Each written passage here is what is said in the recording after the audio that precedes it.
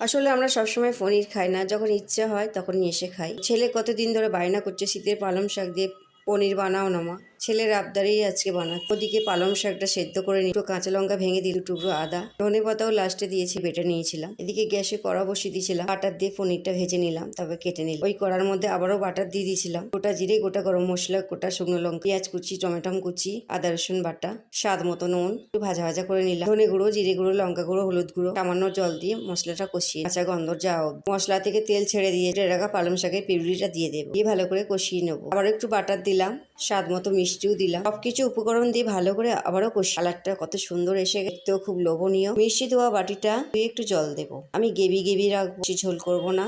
এদিকে আবার মশলা কষানো, পনিরটা বেশি করতে সময় লাগে, হয়েও গেছে। গরম ভাতে পরিবেশন, ভাত, রুটি, ফ্রাইড রাইস, পরোটা, লুচির সঙ্গে খেতে পারবেন। এসব বন্ধুরা এখনো খাও, অবশ্যই শীতের পালং শাক পনিরটা খাও, দারুণ লাগবে। এতে কিন্তু খুব দারুণ হয়। রান্নাটা যদি ভালো লেগে থাকে লাইক, শেয়ার, কমেন্ট, ফলো করে আমার পাশে থেকে। দেখা হচ্ছে নতুন ভিডিও।